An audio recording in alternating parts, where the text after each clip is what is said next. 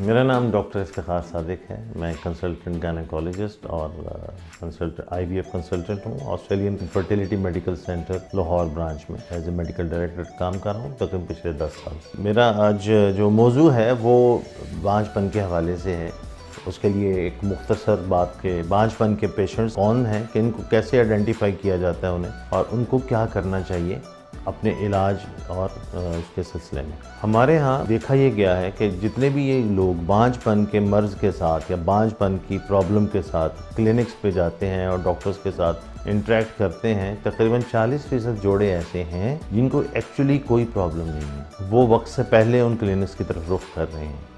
یہ شاید ہمارے معاشرے اور سوسائٹی کی کہنے کی قباحت ہے کہ ہم شادی کے فوراً بعد بغیر کسی صبر کے ہم کلینکس کا رخ کرتے ہیں اور جنرلی ہم بانجھ پن کے علاج کی طرف چل پڑتے ہیں. اصل میں جو بات بہت اچھی طرح سمجھنے والی وہ یہ ہے کہ بانجھ پن کی کوئی ایسی دوا مارکیٹ میں اویلیبل ہی نہیں ہے جس کو آپ یہ کہہ سکیں کہ یہ دوا کھائیں گے اور آپ پریگننٹ ہو جائیں گے. ایسی کوئی میڈیسن نہیں ہے. جو بھی تمام ادویات بانجھ پن کے نام پہ ہر جگہ دی جا رہی ہیں وہ صرف ایگ میچور کرنے کے لیے ہیں، اور وہ ایک تکہ سمجھ لیجیے، ایک سائنٹیفک تکہ ہے، فلوک ہے، اور وہ صرف 20% کو کارآمد ہے. یعنی اگر 100 مریض اس طرح کا علاج کرتے ہیں، صرف 20% کو اس سے پریگننسی ہو سکتی ہے، 80% کو نہیں ہوتی.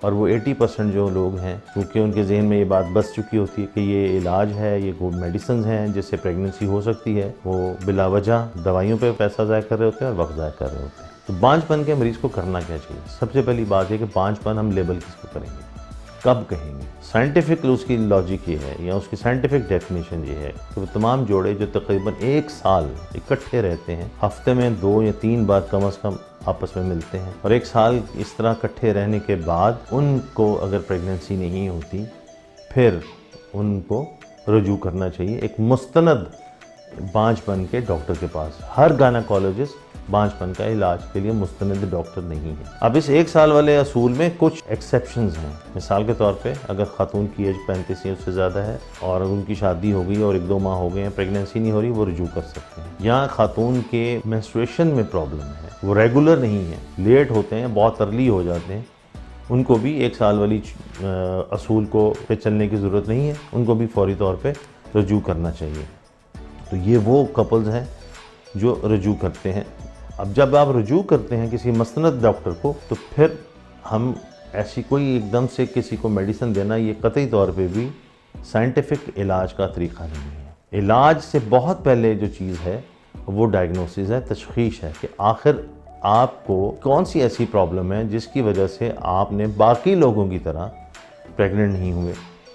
تو اس میں موسٹ امپورٹنٹ چیز یہ ہے کہ آپ کو پہلے ہم ڈائگنوسس کریں. ڈائگنوسس سے پہلے کسی قسم کی کوئی بھی میڈیسن عطائیت کے یا کویکری کے زمرے میں آتی ہے، وہ میڈیکل سائنس یا علاج کے زمرے میں نہیں آتی. تو ڈائگنوسس کرنے کے لیے ہمیں کپل کو مختلف ٹیسٹ میں سے گزارنا پڑتا ہے. جنرلی ہم 4 سسٹم چیک کرتے ہیں کپل کی. 4 ایسے سسٹمز ہیں، اگر وہ چاروں ٹھیک کام کریں گے تو پریگننسی ہوگی، ورنہ نہیں ہوگی. وہ 4 سسٹم ہم 1 بائی 1 ٹیسٹ کرتے ہیں، اور اس میں جو سمپل ہیں وہاں سے شروع ہوتے ہیں اور آہستہ آہستہ کمپلیکس سسٹم کی طرف چلے جاتے ہیں. تو سب سے پہلا سسٹم یہ ہے کہ ہم ہسبینڈ کو دیکھتے ہیں کہ ان کی مادہ تولید یا سیمن کی کوالٹی کیسی ہے. سیکنڈ سسٹم یہ ہے کہ خاتون جو ہے کیا وہ ریگولر گراؤنڈز پہ، ہر منتھلی گراؤنڈز پہ اس کے ایگز کی کیا کوالٹی ہے، کیونکہ ایک خاتون، بالغ خاتون ہر مہینے ایک ایگ بناتی ہے، 1 یا 2. کہ کچھ ٹیسٹ ہیں ہمارے پاس جو الٹرا ساؤنڈ اور کچھ بلڈ ٹیسٹ جنہیں ہم ہارمونز کہتے ہیں، اس کے ٹیسٹ سے ہمارے سامنے یہ بات واضح ہو جاتی ہے کہ اس خاتون کی ایگ بنانے کی صلاحیت کیسی ہے. یہ دوسرا سسٹم ہے. تیسرا سسٹم یہ ہے کہ اگر یہ دونوں سسٹم ٹھیک ہیں اور کپل کو ابھی 1 سال نہیں ہوا تو اس کو پھر 1 سال ضرور انتظار کرنا چاہیے، کیونکہ 82% جوڑے صرف انتظار کے باعث 1 سال کے اندر اندر پریگننٹ ہو جاتے ہیں. ان کو کسی دوا کی ضرورت نہیں ہوتی. جو باقی بچے 20%، 18% جوڑے، ان کو پھر ہم ان کے سسٹم 3 اور 4 کو چیک کرتے ہیں. سسٹم 3 اس کی ٹیوبز ہیں خاتون کی، کہ اس کی ٹیوبز جو پیسج ہے جہاں سے سپرمز نے انڈے تک پہنچنا ہے وہ کھلا ہے کہ بند ہے، ہیلدی ہے کہ نہیں ہے.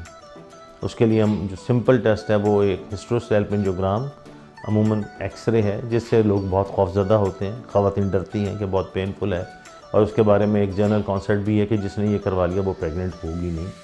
یہ بالکل بلا وجہ کی یہ خوف ہے، تھوڑا سا تکلیف دہ ضرور ہے، لیکن بہت مہنگا نہیں ہے، سستا ٹیسٹ ہے اور یہ بہت امپورٹنٹ ٹیسٹ ہے۔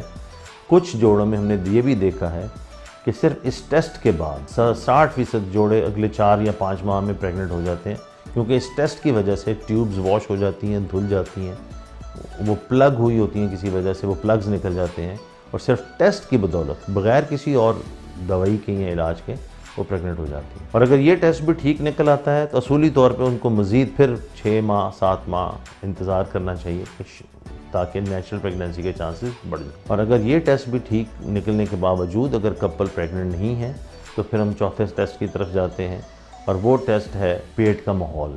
اللہ تعالیٰ نے عورت کے جو پریگننسی کا جو عمل رکھا ہے وہ یوٹرس میں نہیں ہے، وہ یوٹرس کے باہر ہے، اور وہ ماحول اتنا ہی صاف ستھرا ہونا چاہیے جتنا لے کے پیدا ہوئی ہے۔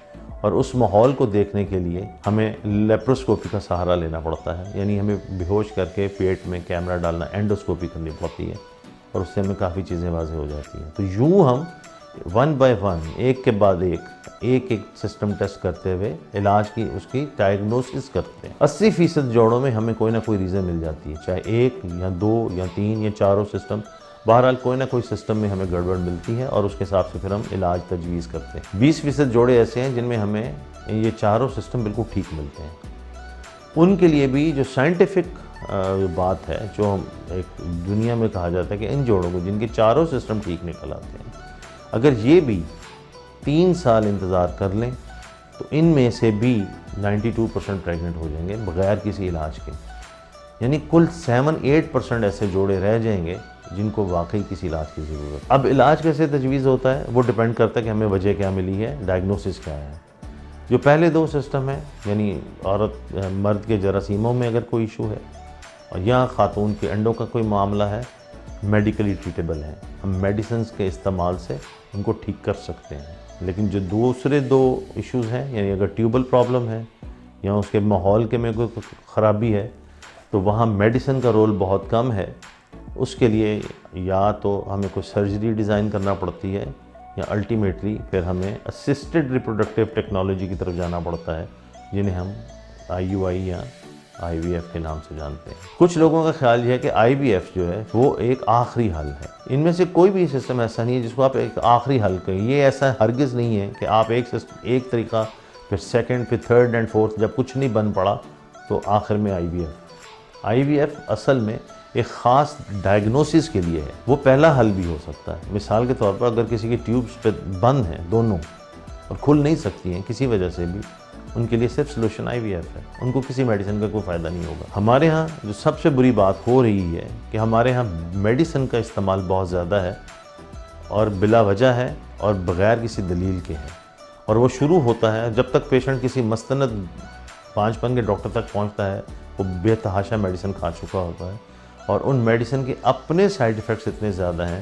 کہ تقریباً 30% کپل ایسے ہیں کہ اگر انہوں نے وہ میڈیسن نہ کھائی ہوتی تو وہ شاید پریگننٹ ہو چکے ہوتے، اور ان کی کمپلیکیشنز اس میڈیسن کی وجہ سے اتنی ہو گئی کہ اب وہ مزید پریگننسی ان کے لیے مشکل ہو گئی۔ اس لیے اس پبلک سروس میسیج کا اور آج میرے اس بات کو موضوع بنانے کا مقصد یہی ہے کہ پلیز میڈیسنز کو بلا وجہ استعمال نہ کریں، کسی غیر مستند بانجھ پن کے ڈاکٹر کو مت ملیں۔ ہر گائناکالوجسٹ بانجھ پن کا ڈاکٹر نہیں ہے، فرٹیلیٹی اسپیشلسٹ ڈفرینٹ ہیں، آپ ان سے ملیں اور ان کی رائے پہ چلیں۔